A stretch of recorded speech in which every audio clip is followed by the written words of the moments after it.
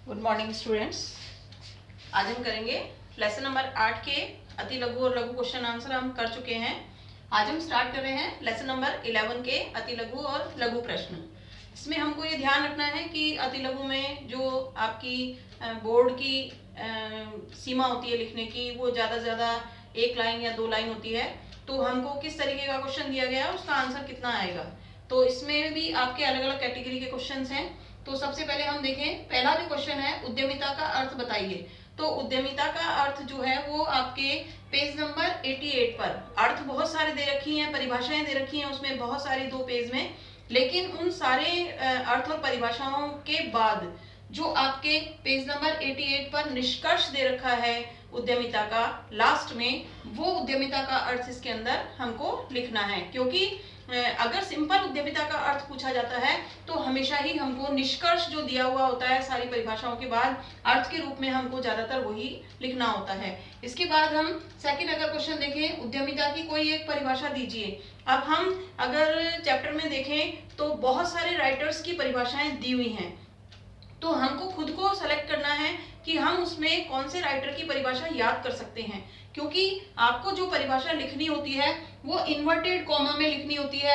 इसलिए अगर आपको राइटर की परिभाषा इन्वर्टेड कॉमा में लिखनी है तो वो परिभाषा आपको बिल्कुल परफेक्ट एग्जैक्ट याद होनी चाहिए, उसमें कोई भी वर्ड जो है मिसिंग नहीं होना चाहिए।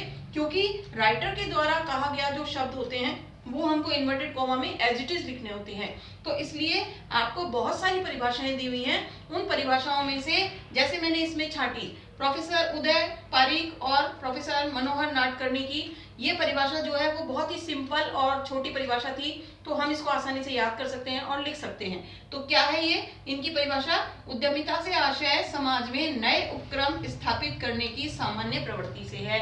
यानी जो समाज में नए नए उद्योग स्थापित किए जाते हैं उनका जो कार्य है, नए नए उद्योगों को स्थापित करने का जो कार्य है वो उद्यमिता कहलाता है।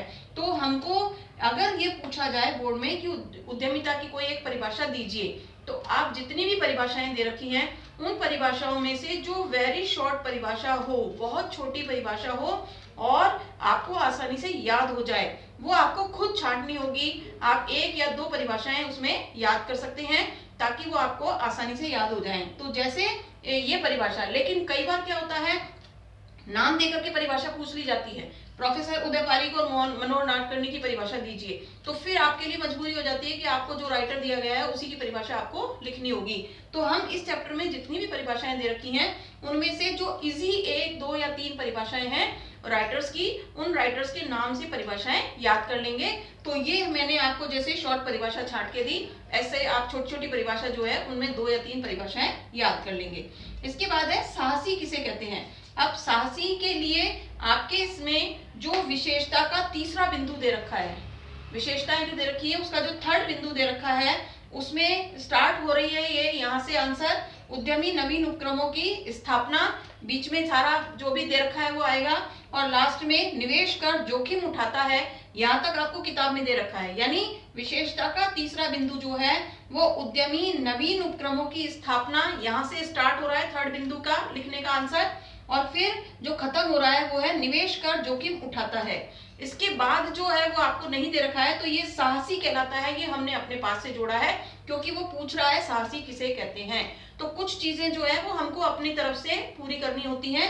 तो ये आपको समझ में आ गया कि विशेषता का तीसरा पॉइंट स्टार्ट करेंगे हम उद्यमी नवीन उपक्रमों की स्थापना से और लिखेंगे कहां तक, निवेश कर जोखिम उठाता है तक। ये आपको किताब में दिया हुआ है, लास्ट में हम इसमें अपने आप से जोड़ देंगे साहसी कहलाता है। ठीक है।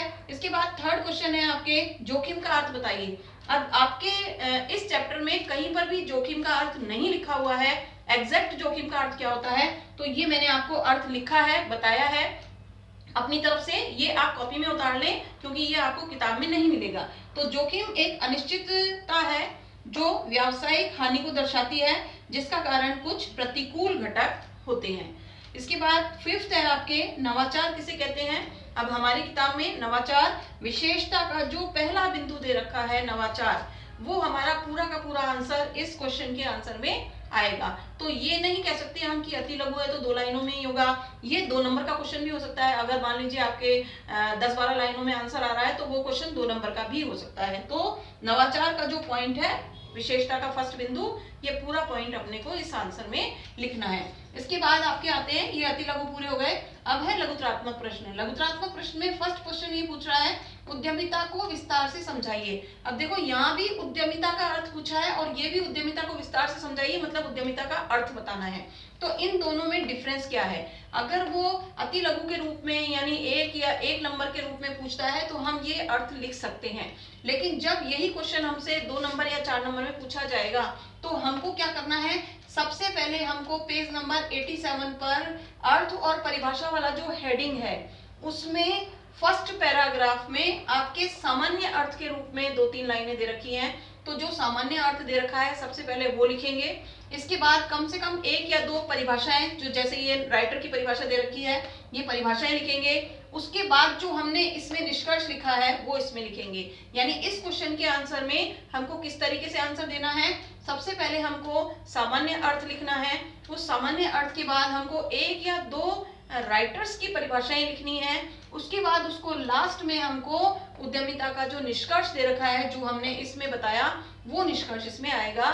इतना जब आंसर हम लिखेंगे तो ये आंसर पूरा होगा, उद्यमिता को विस्तार से समझाइए। ठीक है।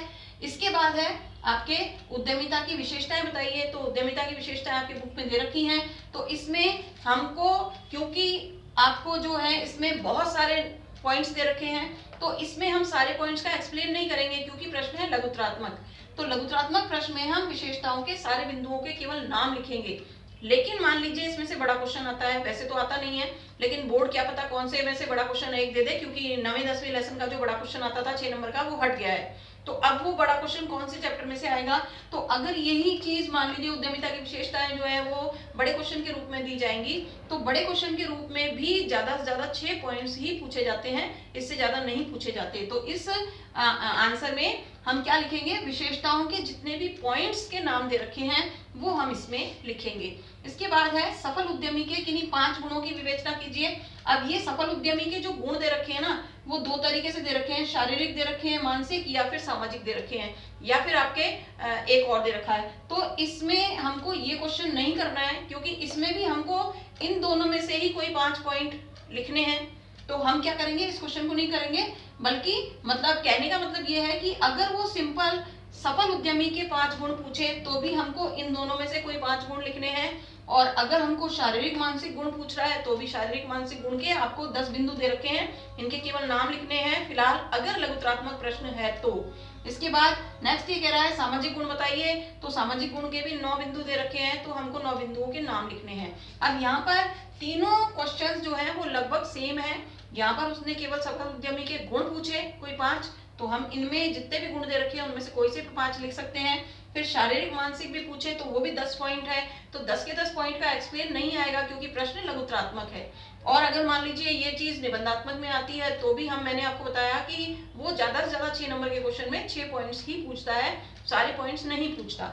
तो इसलिए हम इसमें 10 बिंदुओं के केवल नाम लिखेंगे, और ऐसे ही सामाजिक गुण में भी 9 बिंदु जो दे रखे हैं उनके हम नाम लिखेंगे। तो ये आज हमारे लेसन नंबर 11 के अति लघु और लघु प्रश्न पूरे हो गए हैं।